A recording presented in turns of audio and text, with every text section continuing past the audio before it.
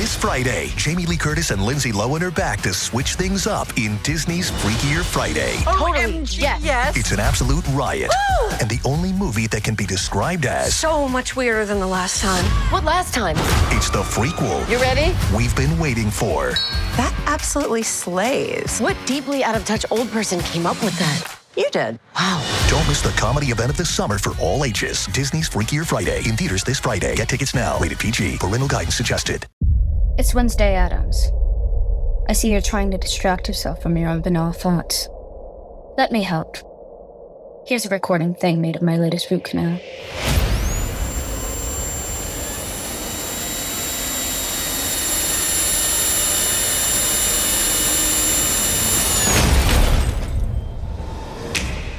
Wednesday, Season 2, begins August 6th, only on Netflix. It's back to school season, and Clorox is donating 2 million disinfecting wipes to classrooms across America. Because back to school means things can get a little bit messy. Just ask kindergarten teacher Miss Gibson. Give me just one Clorox wipe and I'm ready for glitter glue, exploded lunchbox yogurt, peanut butter handprints, runny noses, picking noses, rubbing noses. Touching noses. Thank you, Edward. Ooh, nap mats and lockers and tissue boxes. And Clorox scissors. disinfecting wipes. Teacher's #1 wipe. Clean feels good. Based on unit sales data. Pie in the Sky Media. This series contains adult language and descriptions of graphic violence throughout. Listener discretion is advised. 3, 2, 1. Welcome back, Murder Chronicles Nation. I am mad at Carolyn right now. I'm not saying he's just nice referred about to her. himself. He's just referred to himself as him being. Nobody puts baby in a box. He is the character in Dirty Dancing. What is her actual name? Baby in that movie, or is it that's her nickname? I'm not saying anything nice about Carolyn this time. So there you go. You're going to have to just deal with it. She's trying to put baby in a corner, and baby will not stay in a corner. Hey, please. Okay, guys. Okay. Stay tuned. I'm trying to turn. I don't know why I'm turning up my volume when I should be turning it down. Hold on 1 second. What, are you gonna go get your bottle? So I apologize if my mic is bad. Last minute, my mic stopped working, so I'm going on a backup plan. But I will put my my animosity aside for professionalism's sake. But I'm making no promises. Okay. All right. And you gave me the biggest stink eye, which is reflected back in your glasses. I hope it's going right back at you, baby. It is. It is. So how are you? Surprise. It's about religion. Okay. And this episode. Okay. Time out. I'll stop you right there. I don't think it's about religion. I think this is where religion was used as an excuse to do something terrible. Oh, I completely 150% agree. Right. Absolutely. And I will say that for the most part, that's not how religion is used. It has been historically used that way, from the Crusades to the Inquisition to 9/11. Okay, that religion has been used for really, really terrible things. 150% agree. But by and large, the faithful are peaceful, loving people who just want to practice their faith and feel the warmth of the Lord among their friends and family, and great. Loving it. I'm not putting you in a box. Keep it to yourself. Don't put it in my schools. Don't bring it to my doorstep. Don't have it create public policy. Great. And don't fucking murder people because Jesus said to. Which brings us to this week's episode. Perfect. Branden, we found a way. We found a way. And I want to say from the outset, and this is true, I have known and loved as close friends several Mormon kids in my life. Kids, whatever, 20s, 30 years old, Same. To this day, they've showed up for me in tough times, and they would right now if I called them. And same goes for me with regard to them. Okay. And we've had similar talks, like I'm sure you and I are going to have now. And I've been honest with them in a very, very loving way. And my basic argument to the whole thing is that Mormonism is wrong in the way that all major religions are wrong, in that they all can't be right. Okay, and that's the issue of all of these massive monotheistic religions around the world. They all can't be right, and just by a sheer stroke of luck, you're born in Pakistan, so you're a Muslim, or you're born in India, so you're a Hindu, or you're born in the United States and you're a Christian. That's just pure chance. But you happen to think that, oh, well, my religion is correct and everybody else is wrong. And that's the problem. And if you really look at it analytically, the God that everybody's praying to is similar in so many ways that everybody should be able to just be cool. But they're different in just enough that we have to fucking kill people. Well, that's just people. That gets back to my, that's just back to my belief that people can be absolutely good and just and right. And then people can be the absolute worst, terrible, murdering, awful people who use religion or whatever tool that they are able to use to manipulate people into doing their bidding and to doing terrible things. And it's a people thing, and whatever they choose to tool they choose to use to manipulate people. Clearly in this case, that lever was pulled big time. Yeah. And there's a great quote. It's funny. And I don't know. Oh man, I'm not going to remember. And probably it was attributed to whoever it was erroneously also, because it's a little too base for a big, like someone like Bertrand Russell, like one of the great thinkers. And the quote is something like, what's more likely to have happened? What's more likely? That the laws of the universe were suspended, okay? Or that a young wife would lie to her husband, all right? And they're talking about the virgin birth, okay? Like what's more likely, right? And comedians have picked that up, and you paint the picture that, a couple years into the life of Jesus, Mary's friends are going, all right, Mary, enough.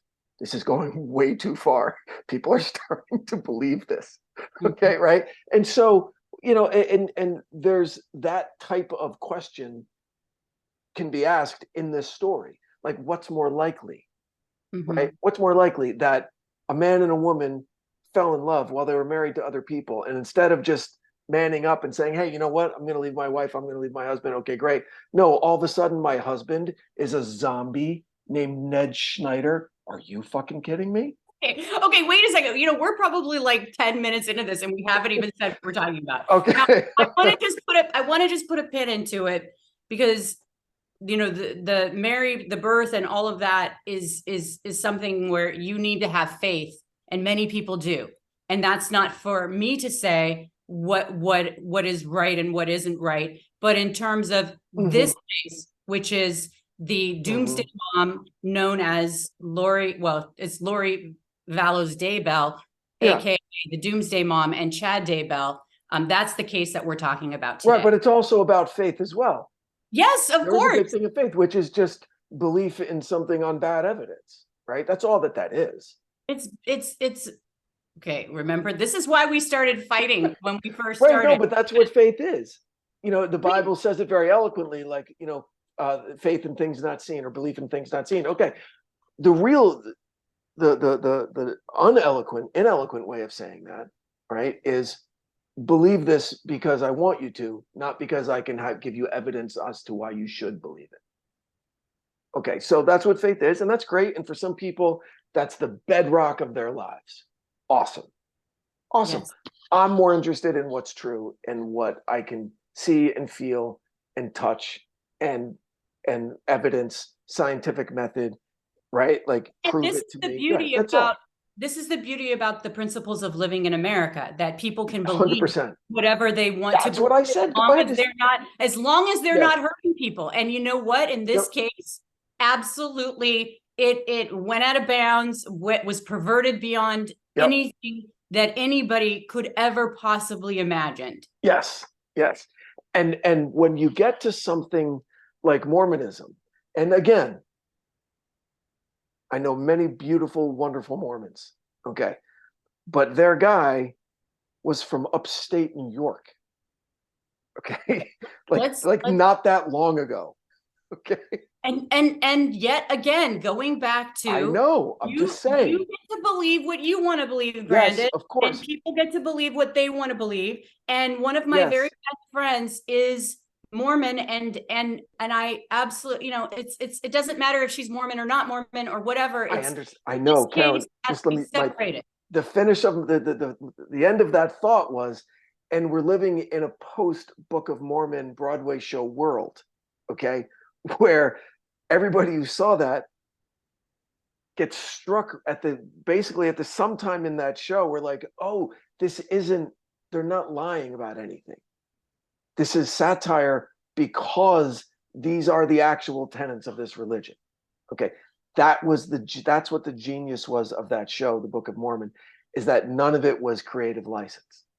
And this is what I love about creativity like that, Yeah. where it's like you're taking there's people who want to just sit there and scream and yell and say why people shouldn't believe in the religion or whatever it is that they believe in, and try to convince people that their way is the right way and that they shouldn't believe whatever they believe. And then there's this thing called the Book of Mormon, the play or the musical. And through this amazing creativity and people get it. It's like, that's more impactful than anybody standing in front of a microphone, shouting out their truth as they see it. And what is that? That's what our society is all about these days, where everybody just wants to like tell everybody they're doing it wrong.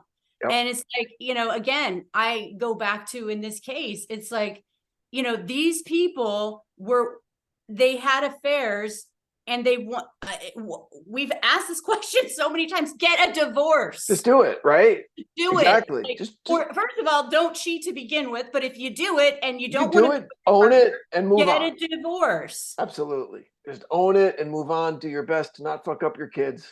Okay.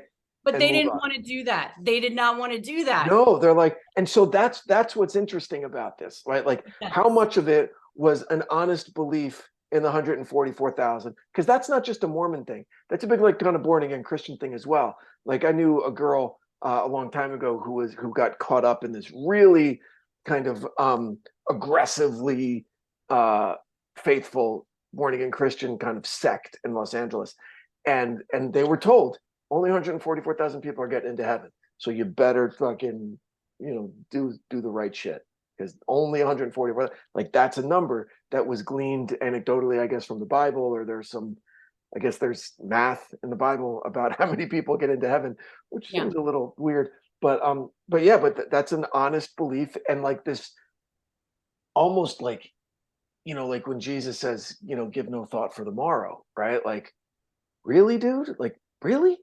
Like, don't plan for tomorrow? Like, what are you talking about?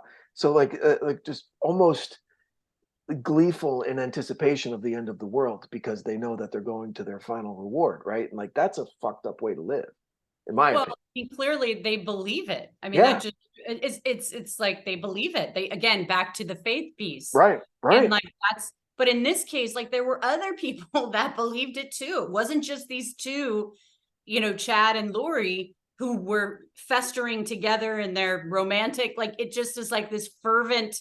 Like, I don't even want to think about like their process together. Right. And it was really interesting because they stopped short of, I mean, hearing that woman, the talk about how they were sealed together in the temple. They didn't actually go into the temple itself, like at the Holy of Holies in there, right? Where Jesus chills, I guess. Because that would have never happened. They wouldn't have been able to. That's where covenants happen in the religion. Like you make a covenant. Right, yes, but I'm saying like they wouldn't have been able to. So they hung out in the lobby, apparently, right? And that was close enough. But Moroni was chilling there, and she goes, and I think Jesus was also there. Like that just flowed off of her tongue. Like, oh, okay, cool. Jesus was in the lobby, and like hang out, and you guys are sealed now. I mean, that tells me that they knew they were full of shit. Or why not? If it was so blessed by Jesus and Moroni, go and make a covenant. Go do it. Go do it the right way, right? But then they would have to say that Jesus didn't care that they were married already.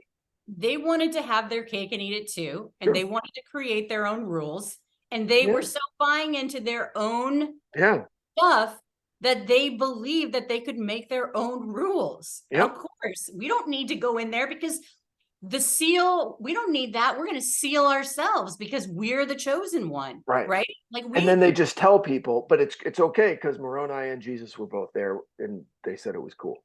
They blessed it, right? Exactly. So their friends are like, well, shit, that must be true, because it's almost like the emperor's new clothes, right? Because they're like, well, okay, yeah, of course that happens. It's never happened to me. Jesus, I hope it does someday. Fuck. What do I have to do that? But yeah, of course course that happened to you, and great, and that must mean it's real, because they so desperately want that bestowment from up on high on something in their lives too, right? I mean, it's hard. It was hard to listen to Melanie because it's like her friend, because it was like she kept hearing it, she kept sort of believing it, but like, and there were other people that were buying into it. And so it's kind of like, I wish, I mean, it's hard to imagine that unless we actually heard Chad's pitch and heard Lori's pitch to these folks. Yeah. Like because like in one of the interviews, Melanie was like, I don't manipulate people. I don't lie to people. So I believed what they were saying because I don't manipulate people. And I do think there are people out there who don't, who really like, I mean, that must be it. Because to me, I would have been like, what? Well, like, see, but you didn't grow up religious, right? Exactly. You didn't grow up with that underpinning, that infrastructure of belief. Believe what people in the costumes who stand in the front of the room tell you. Believe it, believe it, believe it, believe it. So you're like, oh, it's someone else. And so you hear her say that Lori became a god. She says that. She says that Lori and Chad were chosen to lead the 144,000 when the second coming happens next year. Right. Right. June 2020 or July 2020, I think. There's a startling number of believers who like included among them like big political figures like Marjorie Taylor Greene, the representative from Georgia, who has said that she believes that Jesus will return in her lifetime. Okay, I mean, so people believe that and base their lives and actions on it. Yeah. And this is a massive perversion beyond anything. Like, I mean, did you know much about this case before you heard? Zero. Yeah. Okay. And as it was unfolding, what were you like? I wanted to throw my computer out the window as it was unfolding, because I just think it's such horse shit, because there isn't a good play for religion in this, right? And what I mean by that is either they believed it sincerely, and so religion drove them here because they misrepresented or misinterpreted specific passages, or they became zealots, or just overdid it. You know what I mean? Like wanted something so much to be true, and then got into some delusional kind of feedback loop about who they were and what their purpose was, or they didn't believe it at all, okay, and made it all up, right? And knew that it would be enough cover because people would go like, oh yeah, okay, that makes sense, right? And so it was either strongly held religious beliefs that drove them to this, or they used religion as a shield to cover up really awful things that they did. So there isn't a good play. It's not like I'm a good person and I give to charity and I help the poor because of God. That's not who these people were. Oh, no. No. But what do you think, after listening to the whole thing, do you think they actually believed it? Or do you think that it was just really? No, I don't think they believed it. Because if it is, then just be honest. She's not telling anybody to this day. That call with her sister at the end, her sister, I believe, is a good Christian and is someone that I would trust. They showed up at my door. Because you hear, she goes, well, we would have taken them in a heartbeat. You didn't have to kill them. We would have taken them. What are you doing? Okay. And she's like, your opinion. And now that tells me that she doesn't believe it, because what does she know? All the jailhouse calls are recorded. What does she give a shit? Right. If she really felt divinely inspired, right, that she had elevated to a God, some apotheosis of an Arizona housewife, right, who is now going to be leading the 144,000 through the second coming, right, and coming Armageddon. All right, great. Claim it, own it, fucking do it. But you're not. Yeah. I mean, I think that she would have to continue believing it in order to continue living with herself and not like ending it all, like as a mom, like what she did. Like she would have to think that there was some higher power that made her do this, because I mean, that's the only thing that I could take away Oh, I with see her. what you're saying. Yeah. Yeah, because And like finally she has that mental break. She's like, oh, what have I fucking done? I burned a kid. she can't have Yeah. that break. She has to No way. continue the lie in her head, because I mean, when you hear her, it's like, wow, that's someone who has no, like that, her, you know me, you Yeah. know me. Like, no, you're not this housewife who is a great mom and would do anything for her kids. Like, no, that's not who you are. And, you know, who knows if she ever really was, you know? So And one of my favorite parts in this was Charles talking to the cop. I freaking love Charles. But he was, I mean, you hear the just the resignation, right? He's like, man, she took my fucking truck. She emptied the bank account. She's gone. She's gone. She's broken. She's somewhere. And he's saying all of the stuff about Moroni and the angel and blah, blah. And the cop's like, I don't know what the fuck you're talking about. No. I'm not LDS. And the cop goes, okay, so you live here? Like he's just going back to the facts. So this is I your know. house. Yeah. And talk about, you know, there's the saying, you know, he's rolling over in his grave. Like, can you imagine being him? Like, look at what they, you know, and then when Alex, the brother, basically, who thinks he's like her warrior, and God, you know, this fucking guy, they're just killing everybody. I know. Like I know. everybody around them dies. Both And spouses. they keep getting away with both it. Kids, they keep getting away with it. Like what was their end game? We just want all of our potential responsibilities to be gone, so it could just be us in Hawaii. Right, but they needed the money. They needed the money. They need 35 grand. Oh, the insurance money. They needed the insurance because, you know, so they didn't get it from the, all right. So the first $1 million went someone else. So they needed the $500,000 from the guy. What's $500,000 that's not gonna get you very far in Hawaii. The #1 selling product of its kind with over 20 years of research and innovation. Botox Cosmetic, onabotulinum toxin A, is a prescription medicine used to temporarily make moderate to severe frown lines, crow's feet, and forehead lines look better in adults. Effects of Botox Cosmetic may spread hours to weeks after injection, causing serious symptoms. Alert your doctor right away as difficulty swallowing, speaking, breathing, eye problems, or muscle weakness may be a sign of a life-threatening condition. Patients with these conditions before injection are at highest risk. Don't receive Botox Cosmetic if you have a skin infection. Side effects may include allergic reactions, injection site pain, headache, eyebrow and eyelid drooping, and eyelid swelling. Allergic reactions can include rash, welts, asthma symptoms, and dizziness. Tell your doctor about medical history, muscle or nerve conditions including ALS or Lou Gehrig's disease, myasthenia gravis, or Lambert-Eaton syndrome, and medications, including botulinum toxins, as these may increase the risk of serious side effects. For full safety information, visit BotoxCosmetic.com or call 877-351-0300. See for yourself at BotoxCosmetic.com. Leading a business today means constantly adapting. On the Executive Insights podcast, brought to you by AWS, global leaders share how they're making tough calls, testing bold ideas, and putting innovation into practice, generative AI included. If you're looking for real stories behind what's working, this is it. Subscribe to the Executive Insights podcast today, available now on all major podcast platforms.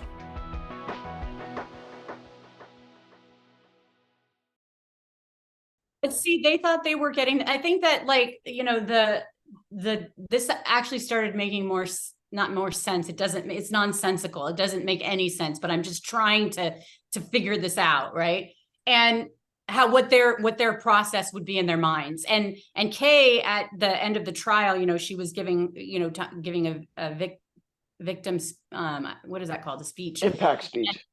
Impact speech. Thank you. And she was basically saying, Chad lived off of his wife's success as a school librarian. You know, I mean, how much money could he have been made publishing? How large were they living on a librarian's salary? I mean, not large. They were not living large. But I'm saying, like, he needed that money. He couldn't make it on his own. And she was someone who was used to being taken care of. Like I don't think she worked. See, so it keeps coming back to they're full of shit. Obviously. What? It keeps coming back to they're full of shit. They just needed money. If they were really devout, Jesus has given no thought for the morrow doesn't say, but make sure you get the insurance money, right? No, the end of the world is coming. What do you give a shit if you have money in the bank? Right, but they didn't have to kill the kids. That's the thing. You know, they didn't have So to then they're kill just the evil. spouses. They didn't exactly. They're just evil because they didn't have to kill the kids. They had no life insurance. You know, they didn't have to kill their spouses But either. they would have had to feed them. And that's why the sister was saying we would have taken them. I know she could have given them back to I mean, there were so many people in California, you could drop your kids off at a fire department or a police station if they pissed you off. I used to threaten my kids with that when they were like 4 years old. Oh my, way to go, Dad of the Year. Oh my gosh. Hey, you see that fire station? That's Hey, listen, I could just drop you off. No questions asked. All right. It's like the safe haven rule in California. And they'll You have to probably cross the street. They're probably like, be quiet, Dad. They were. They're like, oh, sure, Dad, we dare you. I'm like, damn it. They would call me out on it all the time. My wife's shaking her head. She's saying, you're ruining them. I'm like, no, he's not, Mom. I love it. Yeah, I mean, this is a hard one, but they had options. They had options and they did not want to take them. So that's what makes me feel like, did they believe their own lies? Or were they just trying to get back at? Listen, obviously they knew that they had shit to hide, right? Or Chad wouldn't have lied about knowing her. Hardly knew her. They were fucking married when he said that to the cop. I hardly knew her. Oh, your wife? I better get the fuck out of here. And then he tries to speed away. No, I know, but they were getting away with stuff. So I think that they just thought that they got cocky, clearly, and part of it is the multi-state thing. I mean, even though there are databases and all that kind of stuff, it's not like the 80s, but it's like, these random events are happening and they're not being put together and they're moving around a lot. And, it took them a while to kind of catch up to what was happening, And they would do things to try and kind of buttress their claims that they had become deities, right? Like predicting deaths and shit like that. Mm-hmm. And they would just kill somebody. It's like, what'd I tell you? I told you that person was going to die. They're dead. Because you fucking did it, dipshit. But that's the lengths that they went for this. It's just a con. At the end of the day, it's just a con. Exactly. And that's what I that's exactly what I felt like this is about. It's just a con. And it's not just the gravity of it. I cannot, a big murderous con. Murderous con that is you just don't expect this because it's her own children. It's her own. And Charles was so great dude, salt of the earth.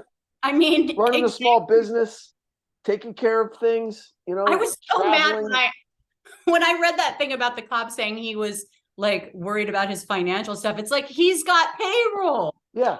And she took the money. And his truck, he comes and his clothes are all gone. Can you imagine coming home to that? I can't even imagine. This poor guy. And listen, she was apparently unlucky in love a lot of times in her life. Okay. And good for her for, getting back up and going after her own happiness. I get it. Charles seemed like a great dude. Okay. And then she meets Chad and I guess sparks fly okay, great. The heart wants what it wants. Good for her. Go after it. But man, come on. The kids, right? The kids, and you got to bring Jesus into it. You lose me right there. You lose me. Saying because Jesus, it never works if the next thing you do hurts somebody. Absolutely. And I think that Melanie did say, or during her testimony, I don't know if you remember this, but the prosecutor was like, would this, being the leader of the 144,000, would this give them a lot of power? And she was like, absolutely. Yeah, of course. I think that it was it wasn't just the money, it was the power and the idea of leading these 144,000 people. Or at least have, I'm sorry to interrupt you, but it's almost like that's how the Heaven's Gate cult started. right? Yeah. An The elevated, are you talking about the Hell Bob comment? yeah, an elevated cult leader, but 20 years before Hail Bob, right? Hail Bob was just the end game that they didn't see coming. But 20 years before that, they started saying, hey, speaking from an elevated kind of social position, I have information that you don't. I know what our true calling is. We're supposed to be on another planet. The mothership is coming. We need to prepare, blah, blah, blah, like all of that. And so for these two saying, it's even bigger than that. We're leading a select finite number of people that get into heaven. Okay. Like what is for the faithful, there's no stronger lure than that. There isn't. No, and there's no, apparently they really wanted that power, and she wanted to be a god and he wanted to be a god. I mean, that was intoxicating to the point of like I said, I don't even want to try to imagine their like dirty talk to each other about religious like exaltation and just like, you know what I mean? Like it's so perverted beyond anything. I'm not super familiar with the Book of Mormon. So I'm not sure from where they were drawing this kind of divine inspiration, but I mean, if it was Old Testament stuff, I mean, it's well documented. The God of the Old Testament is the biggest kind of homicidal maniac in literature, right? I mean, look at Noah's flood. Killed everybody. Yeah. Killed everybody. Sanctioned slavery, made sure you knew how to treat your slaves, like all of this, stoning women, all of this shit in Leviticus, stuff that you can't do, right? Homosexuality being an abomination, like all of that. Like if they were kind of basing their deification on the God of the Old Testament, then maybe murder and shenanigans kind of played into it, So was there anything that surprised you beyond just the whole entire thing? I mean, it must have been like Alex surprised me a lot. Like what? Like I love my siblings. I'm not going to go murder people for them. Right. Like that surprised the shit out of me. It also surprised me that apparently in Arizona, the cops can show up with a dead guy that you shot and you don't leave in handcuffs. Well, like he said self-defense and there's a bat near him. I guess that's what it is. The video footage on that is so like unbelievable. Like he doesn't even, I mean, it's not like he gave this great performance and she didn't give this great performance. And it was just like, how is this not, especially when you know that Charles was just he was lured there basically. Yeah. So that surprised me. And the other thing that surprised me was that even there were some suspicious circumstances, all you have to say is no autopsy. And they'll go, okay. and so that happened. No, don't worry about it. You don't have to check anything. Oh, they said we don't have to check, so go ahead. In a previous episode, you'd asked me, it was the Mandy Stavik case, and it was the guy after a long, like 30 years, they solved the case. It was a local guy, and you were like, what do you think about these, people who kill one person and then don't do it again? Like you always bring me serial killer cases. And that's where, and I said, my answer to that was that I don't think they don't have the data, because there's a lot of people who get away with murder that they do it once. And I think this proves that point of like, had this other stuff not happened, Alex would have gotten away with murdering Charles, and Chad would have gotten away with allegedly murdering his wife, So. Gosh, you're right. Like if they hadn't started believing their own bullshit, right, and then killed the kids, they probably would have gotten away with those two murders. Wow. And if there hadn't been a large extended family, with Kay, I mean, who knows what these people would have gotten away with, Wow. That phone call at the end, I was listening to that, and it was such an honest, just explosion of rage and confusion and emotion. Okay. like if anyone listening out there, if anyone's like an actor, okay, you should, and you need to hit an emotional level in your work, that you should listen to that and try and emulate that, because rarely do you see that honest and unfiltered and raw and just the lack of understanding, the rage, like I said, the just the how could you of it all, because she 100% knows that she's talking to a murderer of children. And I thought that was like, I didn't even want to hear her voice at the end, and I didn't, there's so many people that these crimes, the murders have touched. And I just felt like that was kind of the feeling, that when you hear everything about this, you just can't, it's like, she didn't have to do this. Right. Just to these hear children, your opinion. I wanted to just, I just don't, that level of detachment is, I think, listen, for it to be in this, not in her defense at all, but just kind of showing a touch, a little sprinkle of empathy. What other choice does she have but to be that detached? You're going to sit alone in a cell and face what you've done? You'll go fucking That's crazy. what I'm saying. She has to believe this, even if she doesn't. She has to keep it up. Otherwise, she would have to, like, how could you even exist in the world? Like, how could you, You got to maintain that delusion. And you have to maintain it. Duh. Yeah. So Chad's trial starts next year. Yeah, April 2024 is. And Lori's trial was just a few months ago, this spring. Yeah, it just wrapped up July 31st. Right, but it started in the spring. So it started in spring. So it just ended 2 weeks ago. Just ended. Yep. So the verdict came down 2 weeks ago. Yes. And so there's probably going to be an appeal, or you know what? I don't know how she could, but who knows? Life without parole. In what state? Idaho. But then she's looking at, she's been indicted on Charles being a co-conspirator in Charles's murder as well. Right. So I heard, and then isn't that weird with Alex dying the day after they exhumed Tammy Daybell's body? Like, I know, I everybody around them dies. Maybe they're gods. Oh my God! Don't even say that. Such a virgin.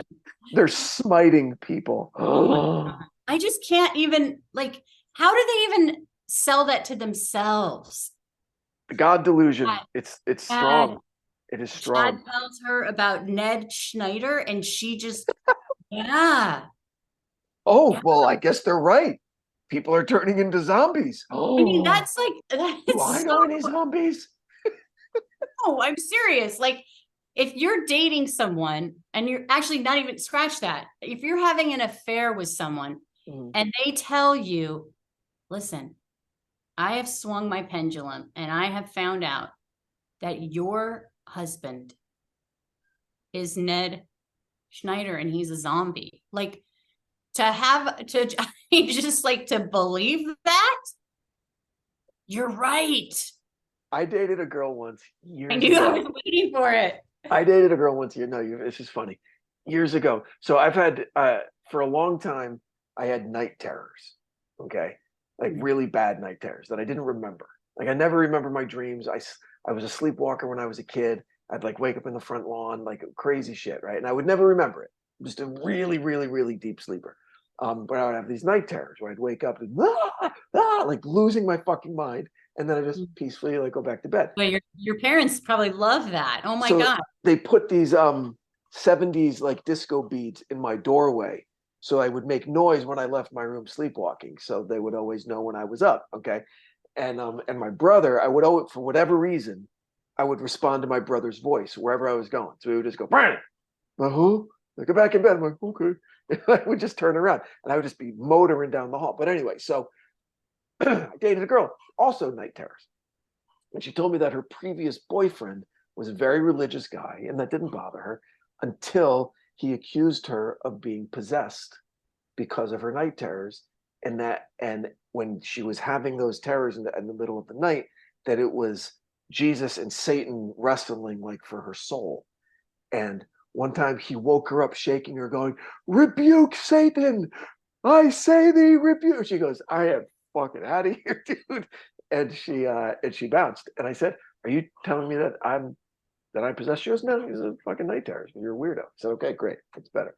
But so some people will buy it, right, based on how badly they want to be accepted by this person, or how much they believe that this person is touched or whatever, or is and how much they want to, in this case, how much she wanted to be with this person. Yep, absolutely. So it's all a matter of, I don't know, like what your level of, I don't know, just how much bullshit you're able to buy, That's it. Yeah, And I mean, I think that, and it's different levels with different people, But so yeah, this one just pissed me off a lot. So very, very well done. It was a long episode. And it was great that it was a long episode. I could have taken another hour of it, because the access that you had and all of the tapes and all of that, it just got more and more interesting as it went. So I hope everyone. When this first came out, like everybody else, I was like, "Where are your children?" I mean, I was like, had my pitchfork, from Seattle. Of course. I mean, there's so much meat on the bone here. I mean, this could have been a 2 or 3 episode arc. I mean, this could have been a series. You know what I mean? I mean, they've done it, but I just didn't want to know any more about it once they found the children. I just was like, I just can't even I can't even deal with it. But I feel like with her trial and just I feel like, at least in that case, she's not getting off by reason of insanity, so, or not like she would get off, but be put in some kind of mental asylum or something. Right. I want her doing hard time. I want her married to the woman with the most cigarettes on day 2. Well, there's the death penalty is in Idaho. They don't fuck Idaho. In Idaho. That's right. Right. And that was going to be on the table, and then they took it off because she didn't refuse a speedy trial. So they wanted to make sure that was, it was kind of a legal thing. But Chad, that could be on the table for him. So who knows? We'll see what happens there. But I've had a good time in Idaho. I like Idaho. Lava Hot Springs is a beautiful little old mining town. It's great. I've been to Pocatello, which was mentioned in this episode. Great little diner in Pocatello. It's where Idaho State University is. Idaho's beautiful. I haven't spent a lot of time there, just mostly driven through. But because that's your western border is Idaho, Washington State, right? Yeah. Mm-hmm. Yeah, it's they don't fuck around. I mean, they like their guns. They're the good salt of the earth, heartland fucking people up there. They're great, and I've had a lot of fun there. Beautiful country. So anyway, great job. This was a lot of fun. I hope everybody listening got as much out of the episode as I did. What do we got next? Well, the hiking case, where it's you'll just have to wait and see, but definitely one that will be terrifying, chilling, everything you would expect. Excellent. Well, I want to thank everybody for spending some time with us today. Please consider supporting the great companies that support our show. They make it possible for us to do what we do. If you have a chance, head over to Apple Podcast. Please give us a follow, leave a comment. Don't be afraid to share with your friends. We would appreciate it. And Carolyn, anything you'd like to add? No, thank you so much for your support, and we will see you next week. Thank you very much. Stay safe, everybody, please. Bye. The Murder Chronicles is a pie-in-the-sky production recorded live in the beautiful Pacific Northwest. We are produced by Brandon Morgan and myself, music by Soundstripe. For Pie in the Sky Media, I'm Carolyn Osorio, your writer and host. Thanks for listening.